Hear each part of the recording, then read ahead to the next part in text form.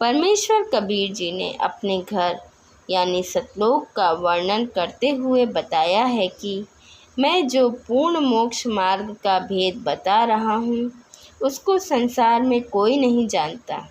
मेरे द्वारा बताए गए मोक्ष मंत्र की साधना करने वाला उस अमरपुर अर्थात अविनाशी स्थान को प्राप्त हो जाता है।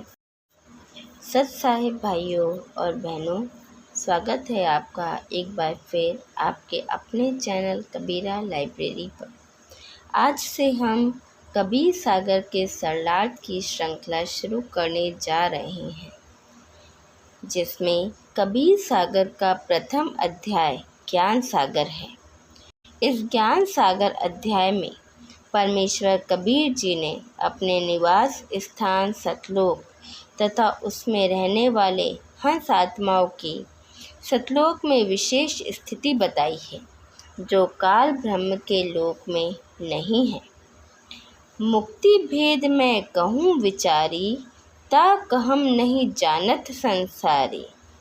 बहु आनंद होत ही ठाऊ, संशय रहित अमरपुर गाँव।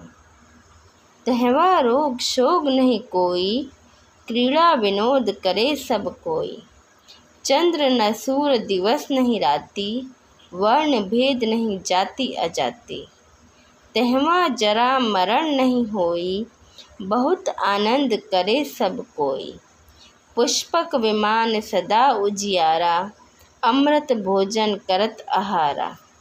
काया सुंदर ताहि प्रमाना, उदित भय मानो शोषण भाना। इतनो एक हंस उजियारा, शोभित शोभित सबे जनु तारा। विमल बांस तहाँ बिग सई, योजन चार लो सुबास उड़ाई। सदा मनोहर छत सिर छाजा, बूझ न परे रंक और राजा।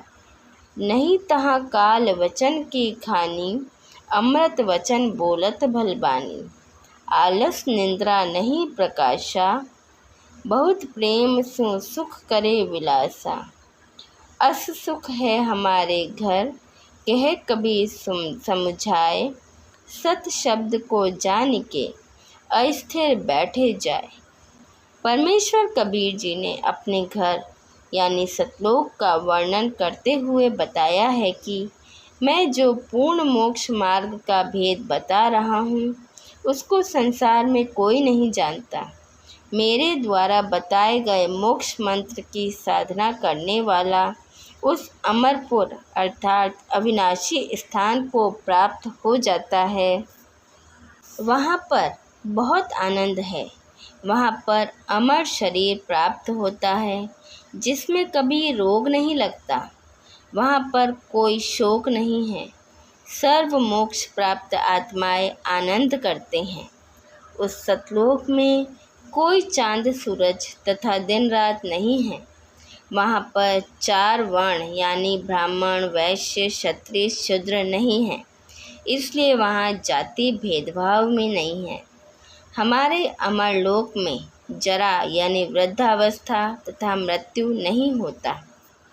परमेश्वर कबीर जी ने बताया है कि वहाँ पर वृद्धावस्था यानी बुढ़ापे का कष्ट नहीं है, सदा युवा अवस्था रहती है, मृत्यु नहीं होती। सर्व सतलोक निवासी आनंद से रहते हैं।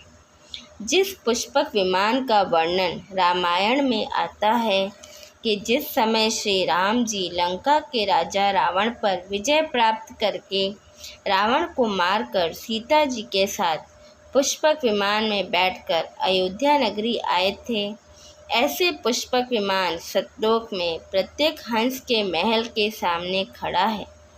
जब चाहे उस पर बैठकर घूम सकते हैं।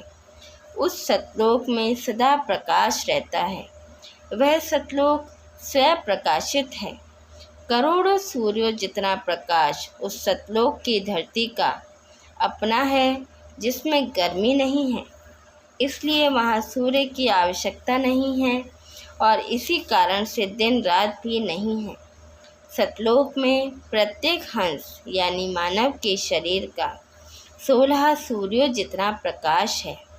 यहाँ पर उन हंसों का वर्णन है जो सत्य पुरुष के साथ वाले क्षेत्र में निवास करते हैं वहाँ केवल नर हैं। जैसा कि सतलोक को 3 भागों में बांटा है, दूसरे भाग में नर तथा नारी रूप में परिवार के साथ हंस रहते हैं। वहाँ पर नर तथा नारी के शरीर का प्रकाश तो 16 सूर्यों के प्रकाश के समान है, मनोहर छवि है, परंतु विकार किसी में व्याप्त नहीं होते। अमृत भोजन सब सतलोकवासी करते हैं। सबकी सुंदर काया यानी सुंदर शरीर है, जैसे 16 सूर्य शरीर में उदय हो गए हों। एक हंस यानी सतलोक में मानव के शरीर की इतनी शोभा होती है। वहाँ सतलोक तथा सत्पुरुष के प्रकाश में प्रत्येक हंस ऐसे दिखाई देते हैं जैसे तारे होते हैं, यानी परमेश्वर के शरीर के प्रकाश के सामने थोड़े प्रकाश युक्त परंतु चमक फिर भी दिखाई देती है।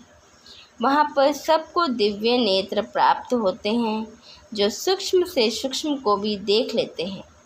सतलोक में बहुत अच्छी सुगंध सदैव उठती रहती है। उसकी महक 4 योजन यानी 16 कोस तक है।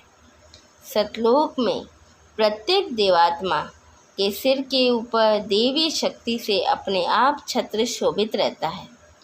यदि छत्र लगाना चाहें तो इच्छा करते ही छत्र सिर पर होता है, जब ना चाहें तो सिर से हटकर अपने स्थान पर चला जाएगा, जो महल में ही होता है। वहाँ पर केवल एक सत्पुरुष राजा है, अन्य सब प्रजा है। प्रजाजन की शोभा पृथ्वी के राजाओं से असंख्य गुणा अधिक है। वहाँ कोई निर्धन और राजा का अंतर नहीं है। वहाँ पर काल ब्रह्म के वचन यानी भाषा वाली जनता नहीं है। जहाँ अपने से निर्बल को कुवचन बोल देते हैं, डांट लगाते हैं, वहाँ सतलोक में आलस तथा निंद्रा किसी को नहीं आती। सब बहुत प्रेम से सुख भोगते हैं। कबीर परमेश्वर जी ने सेठ धर्मदास जी को बताया कि हमारे घर यानी सतलोक में ऐसा सुख है, मैं तेरे को समझाकर कह रहा हूँ। मेरे पास वह सत्य शब्द सतनाम है, जिसको समझकर स्मरण करके अमर लोक में स्थायी निवास प्राप्त करता है। परमेश्वर कबीर जी ने धर्मदास जी को सर्व पुराणों, रामायण, गीता और सुधा सागर का ज्ञान इसलिए बताया कि धर्मदास जी यह ना समझें कि यह कबीर अपने अपने ज्ञान को बता रहा है, जिसका कोई प्रमाण नहीं, और कबीर जी को गीता, पुराण, रामायण, सुधा सागर का ज्ञान नहीं है, क्योंकि ये सब संस्कृत में लिखी हैं और कबीर जी अशिक्षित हैं। परमेश्वर कबीर जी के मुख से सत्य ज्ञान सुनकर धर्मदास जी परमेश्वर कबीर जी के मुख कमल की ओर देखते ही रह गए। मन में यह निश्चय हो गया कि ये कोई सामान्य व्यक्ति नहीं है। आज के वीडियो में बस इतना ही। कल के वीडियो में हम जानेंगे कृष्ण जति और दुर्वासा निराहारी थे, इसके विषय में। हमारे साथ बने रहने के लिए धन्यवाद। सत साहिब।